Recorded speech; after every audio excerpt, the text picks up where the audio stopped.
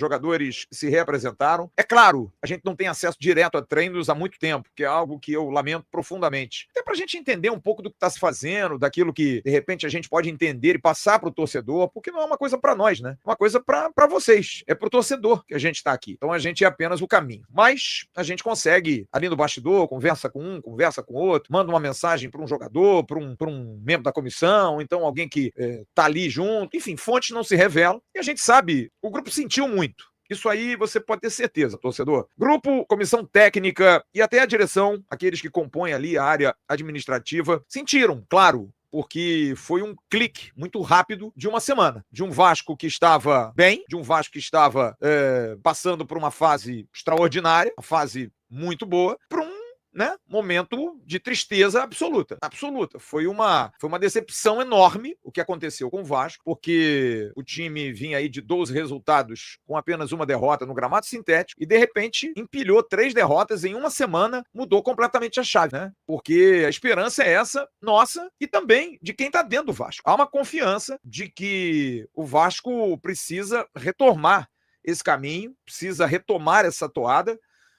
Concentração, acima de tudo, é um time que tem essa característica de perder muito rapidamente a concentração e principalmente entender mais o jogo, entender que cada partida é uma partida diferente. A gente falou muito disso aqui ontem, na nossa live tradicional, com o Sérgio Quinde, com o Jean Faísca, sobre os diagnósticos daquilo que eu fui buscar e que é muito em cima disso. É um time que oscila demais durante o jogo, é um time que até pela sua muita confiança, às vezes meio que não acredita no adversário, e quando o adversário joga para cima do Vasco, o Vasco rende mais, o Vasco consegue ir melhor, tirando o jogo do Botafogo, que foi um jogo que realmente a coisa não andou. Então, o Vasco precisa, e já jogou assim, voltar a jogar de uma forma correta, porque esse time já conseguiu resultados expressivos. E vamos sempre lembrar, por exemplo, o Vasco venceu o Cruzeiro, que não perdeu para ninguém. Dos que estão na ponta, não perdeu absolutamente para ninguém. O Vasco conseguiu vencer o Fortaleza em Fortaleza com 1 a menos. O Fortaleza ganhou do Flamengo. Ganhou do Fluminense. Né? Tem adversários chatos.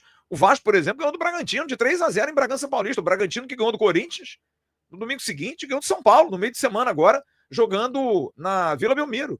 Então o Vasco tem bons resultados, o Vasco tem bons jogos no seu currículo. Além dos jogos fora. 3 a 1 em cima do São Paulo, 6 a 0 em cima do Santos, a partida que o Vasco foi prejudicado contra o Inter em Porto Alegre, que se não é a expulsão do Léo Jardim, o Vasco tinha vencido o jogo, deu um chocolate no primeiro tempo, enfim, é um time que tem essa confiança de que em algum momento já jogou. Porém, precisa ser feito um diagnóstico e o Fernando Diniz está muito consciente que sim, precisa mexer na cabeça desses jogadores, precisa mexer no emocional dessa galera. Precisa mostrar a eles, como ele falou depois do jogo contra o Juventude, e que até foi um pouco mal interpretado, quando ele disse que os jogadores precisam saber jogar em time grande. Time grande não oscila tanto assim. Eu vou até trazer de volta essa declaração dada pelo Fernando Diniz, porque até me manifestei nas redes sociais, porque me senti, de alguma maneira, capaz de dar uma opinião, porque a gente faz críticas, inclusive algumas pessoas até não entenderam, porque as pessoas acham que se a gente critica, a gente tem que criticar para o resto da vida. É um pouco de falta de inteligência, me desculpe. Você pode ter opinião em cima do momento. Você criticar o Fernando Diniz porque ele tem feito alterações erradas, ok. Porque ele tem feito escolhas erradas, ok. Porque ele muda o time de uma maneira radical, porque ele abre demais o time, perfeito. Agora, uma questão que não se pode falar do Diniz é uma questão de reconhecimento do local onde ele está. Ele fala isso desde o primeiro dia em que ele chegou no Vasco. Tanto da primeira vez como da segunda vez. Ele veio para o Vasco porque ele poderia ter tido outras opções, porque o Vasco o chamou. É como se fosse uma convocação. Ele tem um carinho muito grande pelo Vasco, ele tem uma relação muito próxima ao Vasco, causou até ciúmes no pessoal do Fluminense, quando ele fez aquela brincadeira que todos nós conhecemos, do Vitória Vascão, do toque-toque. O pessoal do Fluminense ficou numa ciumeira danada. Então ele tem uma identificação, ele tem um carinho pelo Vasco. Só que ele falou isso domingo, depois do jogo, em cima das razões, daquilo que ele aparentemente viu como problemas nevrálgicos diante de 3 resultados ruins. O São Paulo, um jogo nota 6,5, 7, o Botafogo nota 0 e o Juventude nota 0. Talvez o Juventude aí uma nota 2, até ter feito o gol, mas depois a coisa degringolou. Na verdade, o que se diagnosticou e o que se tem claro nisso é que o time do Vasco é um bom time de futebol. Tem bons jogadores. Porém, Jogador de time grande, jogador de nome, jogador de performance, tem que estar sempre faminto pela vitória. Ganham uma, quer ganhar duas, quer jogar logo quarta para ganhar três. Não pode relaxar, que é o que acontece com um jogador que, de alguma forma, ainda não tem tamanho, costume de jogar em time grande. E se a gente for botar no papel, tem um pouco disso no Vasco. Porque nós temos ótimos jogadores, mas alguns não têm esse costume. Eu falei isso aqui no domingo, sem saber de nada disso. É um pouco de mentalidade. É exatamente isso. E isso passa pelo processo de reconstrução de um time, de formação de um time. É um time que precisa amadurecer. É um time que precisa entender o tamanho da camisa que está vestindo. Você tem um Paulo Henrique, que é um lateral, que só jogou em clubes menores, que logrou êxito de ir a uma seleção brasileira pelo esforço dele, mas que não é um jogador acostumado a disputar grandes títulos. Você tem um Cuesta, ok, jogou em seleção colombiana, mas não jogou em grandes times. Jogou no Genk da Bélgica, o Galatasaray jogou um mês, 2 meses.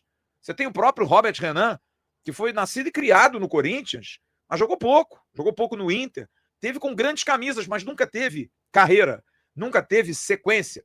Lucas Piton, jogador criado no Corinthians, conhece bem essas pressões, mas nunca foi protagonista no Corinthians. Está no Vasco numa época muito mais de reconstrução. E você vai vendo o restante do time. São jogadores ruins? Não, são ótimos jogadores, mas precisam amadurecer. Precisam entender que perder é muito ruim. Tem que se indignar com a derrota.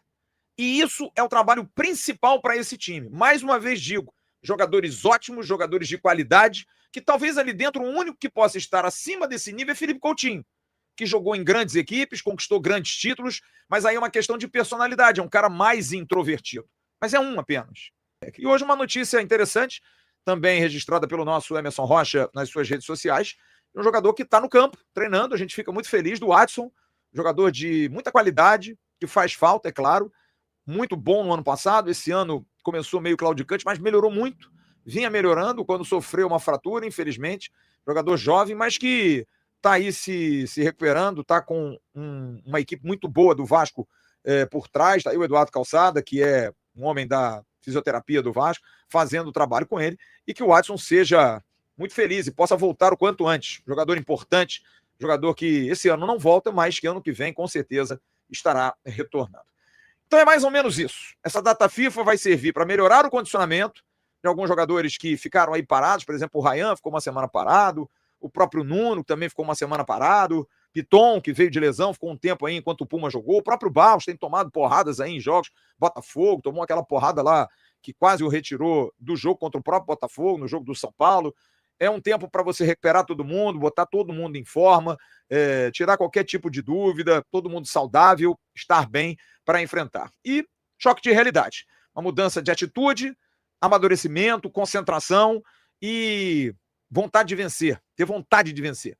Ter tesão pela vitória, que é algo que realmente precisa ter. Um time para se tornar vencedor, com caráter de time grande, não de clube grande, que o Vasco sempre foi, mas de time grande, jogador para jogar em time grande, precisa ter esse tesão, sabe? Essa vontade, porque senão, amigo, vai ficar estranho, não vai ficar legal e o torcedor do Vasco não está tendo muita paciência para isso, sabe? Amadurecimento é algo que não dá para ficar cobrando de jogador que já tem um tempo na bola. É claro que jogar no Vasco é difícil, claro que jogar no Vasco é complicado, claro que jogar no Vasco é apertado, né? O Vasco é um clube que tem as suas particularidades aí, em função de muitos anos sem ganhar título, muitos anos sem conquistas, o torcedor fica pressionando, mas é o pacote, cara.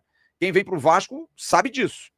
Quem tá aqui sabe que não é fácil. Você, quando assina com o Vasco, você sabe que você vai jogar num clube que tá ávido aí, com um torcedor ávido a ganhar títulos. E tem uma coisa, né? Esse time já ganhou. Então, não dá para entender muito que os caras... não vão ganhar mais não, porque não é legal. Não, pelo amor de Deus, né? Ganhar é bom, rapaziada. É importante ganhar. É legal ganhar, sabe? Não dá para ficar com essa mentalidade tola de que não, a gente vai entrar pela Copa do Brasil. Aí fica que nem aquela história do Renato, né? Que a gente vai ganhar e depois a gente vai brincar do brasileiro. Lembra daquela história? Não dá para ficar pensando, contando com o ovo na galinha, não. Até porque do outro lado, a gente vai ter um adversário que melhorou, Salve, meus amigos do canal, sou mais Vasco News e nessa manhã de quarta-feira o Flávio Dias trouxe todas as informações do querido e amado Vasco da Gama, já deixando os créditos para ele aí, já peço para você deixar o seu like, se inscrever no canal e ativar o sino da notificação. E foi confirmada a informação de que a Leila Pereira vai emprestar o avião dela para o Paulo Henrique voltar ao Rio de Janeiro, rapaziada. Tem muita especulação rodando aí, falando que ela vai comprar o Vasco, que ela já comprou o Vasco. Nada de confirmação relacionada a isso, mas sim de que ela vai dar uma carona ao PH e também aos jogadores do Cruzeiro. Ela confirmou que tanto o Pedrinho do Vasco como o Pedrinho do Cruzeiro da seleção brasileira para os seus clubes. Então é isso, rapaziada. Não tem nada de compra do Vasco, SAF, nada disso. O Vasco somente vai o Palmeiras do Cruzeiro para voltar ao Rio de Janeiro. Não é isso? Então, somente isso, não tem nada demais. Então já deixa o seu like, se inscreve no canal e ativa o sininho da notificação para não perder nenhum vídeo que colocarmos aqui. Valeu, tamo junto e fui!